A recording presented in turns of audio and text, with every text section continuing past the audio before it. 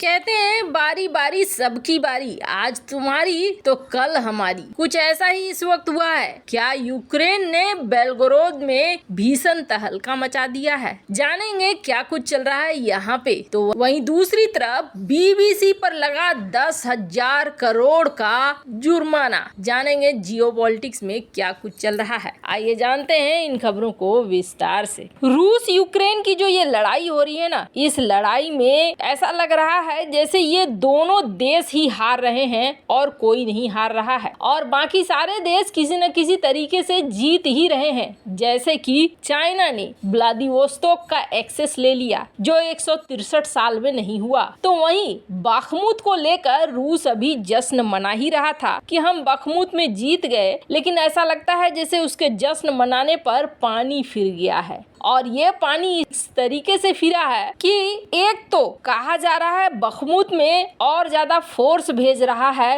रूस। क्या कंट्रोल किया गया टेरिटरी पूरी तरीके से कंट्रोल में नहीं आया है, या फिर आधी जीत ही हुई है यहाँ पे? तो वहीं दूसरी तरफ एक बड़ा हादसा हुआ है, और इस हादसे में कहा जा रहा है कि निशाने पर लिया गया रूस के फेडरल सिक्योरिटी ब्यूरो के और इंटरनल अफेयर मिनिस्ट्री के बिल्डिंग को हमला हुआ है जोरदार। अब ये हमला क्या यूक्रेन के द्वारा हुआ है? तो आपको बता दें, वैसे यूक्रेन कह रहा है कि ये हमला हमने नहीं किया है। यहाँ मैप में आप देख सकते हैं, इस इलाके पे है बेलगोरोड। बेलगोरोड वो जगह है जहाँ पे बहुत सारी इम्पोर्टेंट बिल्डिंग है, जैसा कि हमने बताया रूस की सिक्योरिटी एजेंसी की बिल्डिंग है, और भी बहुत सारी बिल्डिंग है जो काफी महत्वपूर्ण है। यहाँ पर एक हमला हुआ है, और इस हमले में कितने लोग मारे गए हैं, क्या हुआ है, वो सारी डिटेल अभी नहीं दी है रूस ने। बहुत सारे लोगों को लगेगा कि ये गलत है, ये झूठी खबर है, लेकिन आपको बता दें इस खबर की पुष्टि खुद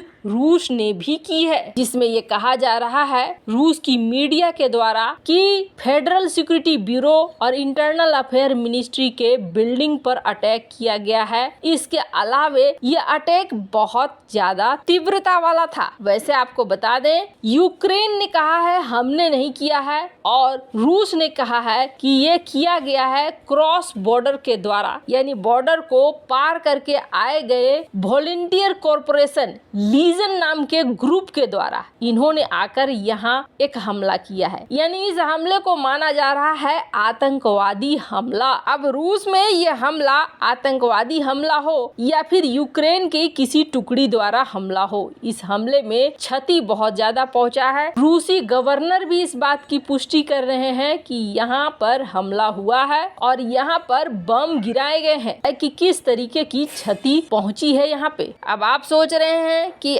इतना सब कुछ हो गया, रूस क्या चुप बैठेगा? तो आपको बता दें, रूस इस बार चुप नहीं बैठेगा। रूस की भी एक बड़ी तैयारी देखने को मिल रही है, जिसमें रूस कहा जा रहा है एक ऐसे ग्रुप को तैयार कर रहा है, एक ऐसे यूनिट को तैयार कर रहा है जो सुखोई फाइटर जेट वाले होंगे और जिनको एक खतरनाक मिशन दिया जा रहा है। इस मिशन के द्वारा इन्हें बहुत सारे बम गिराने हैं। आप देख सकते हैं इंटेलिजेंस अपडेट, जिसमें यह बताया गया है कि रूस एक ऐसे यूनिट का निर्माण कर रहा है जिस यूनिट में सुखोई विमान होंगे, और ये विमान सिर्फ बम गिराने का काम करेंगे, यानी कि यूक्रेन को पूरी तरीके से तबाह कर देंगे। अब यहाँ पर दो चीजें हो सकती है। एक चीज तो ये हो सकती है, या तो यूक्रेन तबाह हो जाएगा और ये युद्ध शांत हो जाएगा, और नहीं तो हो सकता है कि ये युद्ध एक विश्व युद्ध के रूप में बदल जाए। ये चीज यहाँ पर देखने को मिल रही है। खैर, जैसा कि मैंने पहले भी कहा था, इस युद्ध से न तो यूक्रेन को फायदा हो रहा है और न ही रूस को फायदा हो रहा है, बल्कि फायदा हो रहा है तीसरे चौथे देश को। जहां एक तरफ ये सब कुछ हो रहा है, तो वहीं दूसरी तरफ आपको बीबीसी की डॉक्यूमेंट्री तो याद होगी, वो बीबीसी की डॉक्यूमेंट्री जो गुजरात और गोधरा कांड पर बनी हुई थी, जिसमें पीएम मोदी को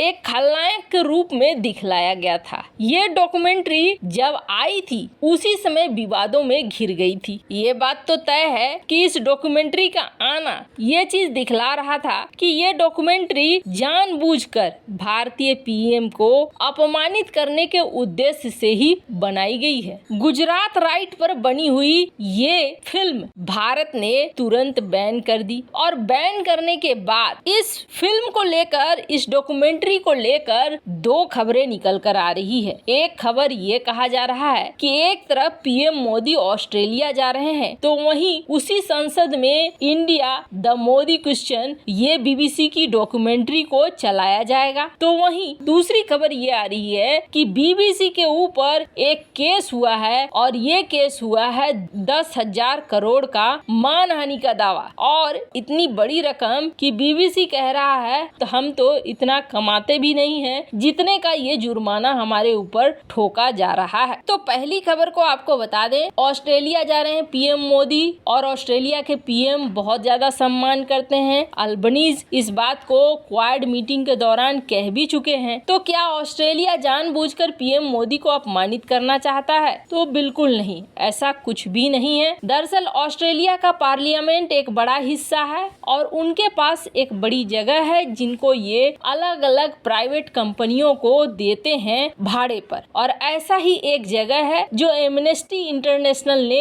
इसने लिया हुआ है किराए पर, और इसने ये तय किया है कि इस जगह पे वो दिखलाएंगे इस डॉक्यूमेंट्री को। मतलब इनका मकसद है कि लोग उतना छानबीन में जाएंगे नहीं और लोग यही सोचेंगे कि ऑस्ट्रेलिया के पार्लियामेंट में दिखाया गया, जबकि सच्चाई ये है कि ऑस्ट्रेलिया के पार्लियामेंट के एक किराए के जगह पर किसी प्राइवेट कंपनी ने इसे दिखाना तय किया है। तो वहीं बात करें 10,000 करोड़ के मानहानि दावे की, तो गुजरात की एक एनजीओ है जिसने इस डॉक्यूमेंट्री के खिलाफ बीबीसी के ऊपर केस कर दिया है, और इस एनजीओ का कहना है कि जिस तरीके से ये डॉक्यूमेंट्री बनी है इसमें पीएम मोदी, जुडिशरी और भारत की जनता का अपमान किया गया है। ऐसे में बीबीसी के ऊपर ये केस तो बनता ही है। वैसे आपको बता दें, बीबीसी के ऊपर इस तरीके का केस ठोकना बेहद जरूरी था, क्योंकि ये कंपनी धीरे धीरे भारत के अंदरूनी मामलों में जरूरत से ज्यादा दखल दे रही थी। वैसे आपको क्या लगता है, इन सब मामले में आपकी क्या राय है? कमेंट कर जरूर बताएं। जल्द मिलते हैं अगले वीडियो में नई खबर के साथ।